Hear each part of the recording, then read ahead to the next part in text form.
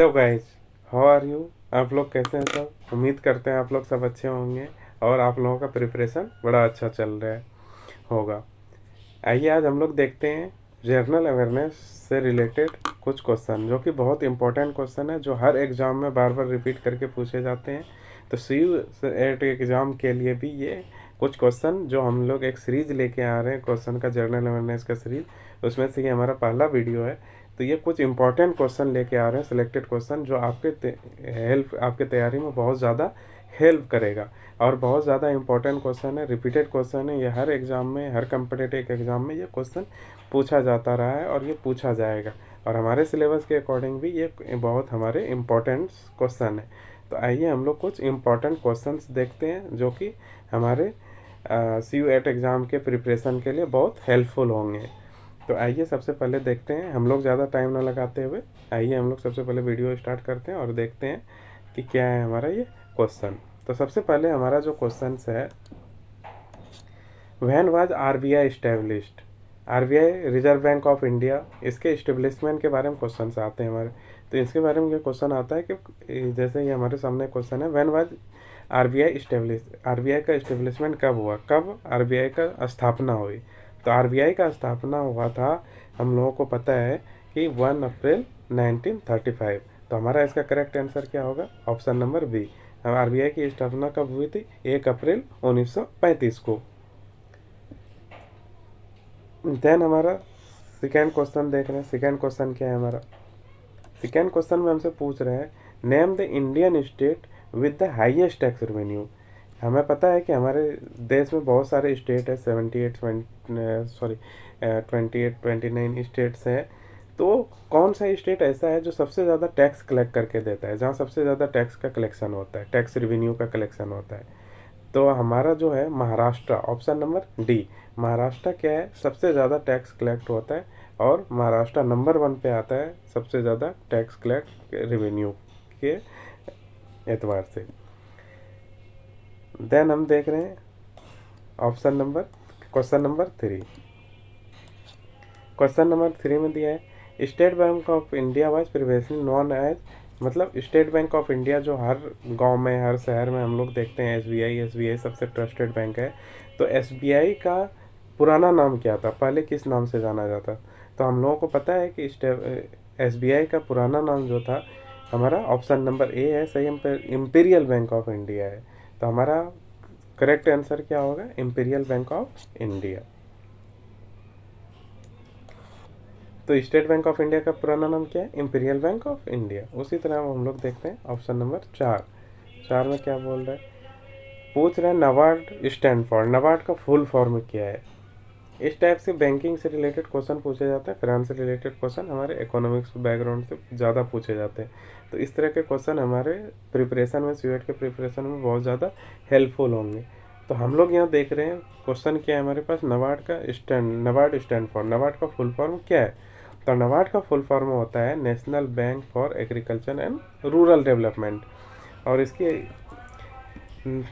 तो इसका option number हमारा क्या होगा, option number B is the correct answer, National Bank for Agriculture and Rural Development. तो ये हमें याद रखना है, क्या होता है ये एग्रीकल्चर को और गांव के डेवलपमेंट को, रूरल डेवलपमेंट को, गांव के एरिया को डेवलपमेंट के मद्देनज़र रख के यह बैंक की इस्टेब्लिशमेंट की गई थी।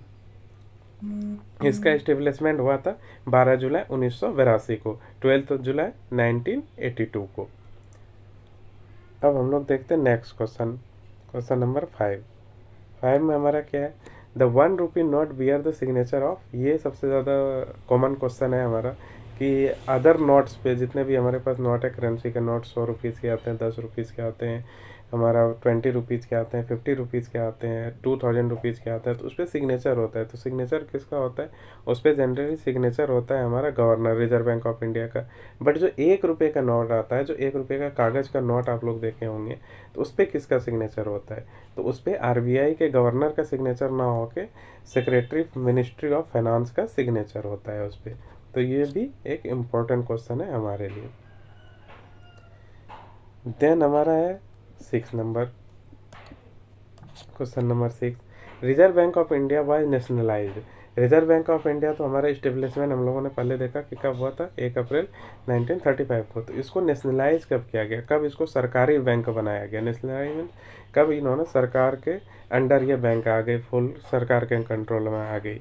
तो reserve bank of India nationalise हुआ था 1 जनवरी 1949 को। तो हमारा इसका करेक्ट आंसर क्या आएगा? 1949। 1 जनवरी 1949 को रिजर्व बैंक ऑफ इंडिया का नेशनलाइजेशन हुआ था।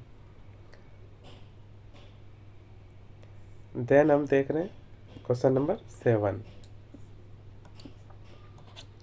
सिडबी स्टैंड फॉर, सिडबी क्या है? एक बैंक है, तो इसका बोल रहा है कि फुल फॉर्म क्या है।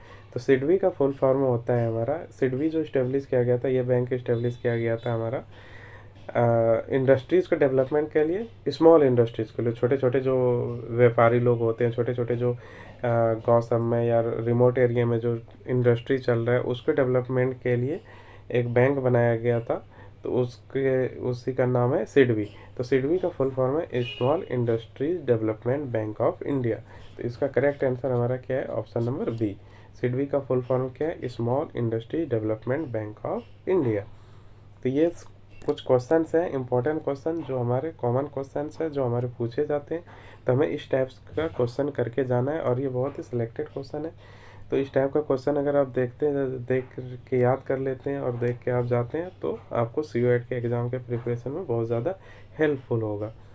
देन हमारा आता है example number 8। Indian economy is an example of mixed economy. Indian economy जो है हमें पता है मिक्स इकोनॉमी है। इकोनॉमी के 3 टाइप्स होते हैं, पता है, कैपिटलिस्ट होते हैं, देन हमारा सोशलिस्ट होता है, देन हमारा होता है मिक्स्ड इकोनॉमी होता है। तो मिक्स्ड इकोनॉमी में हमारा क्या है? इंडियन इकोनॉमी मिक्स्ड इकोनॉमी क्यों है? तो क्योंकि यहाँ पे private sector and public sector दोनों तरह के कंपनी और दोनों तरह के ऑपरेशन होते हैं। जैसे रेलवे हमारे क्या है, पब्लिक सेक्टर में आता है, जैसे रिलायंस हो गया और सब कंपनी हो गया प्राइवेट सेक्टर। तो ये मिक्स इकोनॉमी होता है, जहाँ कैपिटलिस्ट और सोशलिस्ट दोनों तरह के इकोनॉमी मिक्स होकर काम करते हैं। तो इंडियन इकोनॉमी मिक्स इकोनॉमी क्यों कहलाता है? क्योंकि प्राइवेट सेक्टर का एक को exist with the public enterprises. ये हमारा करेक्ट आंसर होगा। ठीक है। देन हमारा आता है एग्जाम्पल क्वेश्चन नंबर 9। अब देखते हैं क्वेश्चन नंबर 9 में क्या है। ये भी हमारा इंपॉर्टेंट क्वेश्चन है। The industrial Development Bank of India was setup. Industrial development of India कब सेटअप किया गया था? मतलब इंडस्ट्री को डेवलप करने के लिए इंडिया में एक बैंक का सेटअप किया गया था। तो ये कब, जिसको IDBI बैंक भी बोलते हैं, इनको क्या बोलते हैं? IDBI bank, industrial Development Bank of India. तो ये कब इस्टेब्लिश किया गया था? इसके इस्टेब्लिशमेंट हुआ था जुलाई 64 में, 1964 में। तो इसके लिए हमारा करेक्ट आंसर क्या होगा? Option number C. तो हमारा Industrial Development Bank of India का सेटअप क्या हुआ था? जुलाई 1964 को। ये देन हम देख रहे हैं exam question number 10। The slogan गरीबी हटाओ वाज इंक्लूड इन द। हमारे देश में क्या होता है, 5 ईयर प्लान नीति आयोग बनाते थे, जो कि हमारा नीति आयोग बनाते थे। तो उसमें से बोला गया गरीबी हटाओ, जो प्लान दिया गया, नारा दिया गया, ये किस 5 ईयर प्लान में, पंचवर्षीय प्लान में, पंचवर्षीय योजना में, किस पंचवर्षीय योजना में 5 ईयर प्लान में दिया गया था?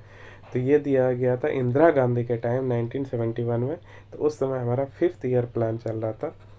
5th प्लान, 5 ईयर प्लान का 5th प्लान था ये, मतलब 5 ईयर प्लान में 5th प्लान। ये याद करने के लिए जो है, इसमें दिया गया था गरीबी हटाओ का नारा इंदिरा गांधी। तो ये हमारा करेक्ट आंसर क्या होगा? Option number C. Option number C हमारा करेक्ट आंसर। तो इसी तरह दोस्तों हम लोग देखेंगे कि कुछ हम लोग 10 क्वेश्चन, 10 मोस्ट इंपॉर्टेंट क्वेश्चन लेकर एक वीडियो सीरीज़ बना रहे हैं, जो कि CUET के प्रिपरेशन में बहुत ज़्यादा हेल्पफुल होगा। शॉर्ट टाइम में हम लोग कुछ ऐसे क्वेश्चंस कर जाएंगे जो हमारे एग्ज़ाम में आने वाले हैं और बहुत ज़्यादा हमारे हेल्पफुल होगा। तो आप लोग इसको देखते रहिए और शेयर करते रहिए। Thank you.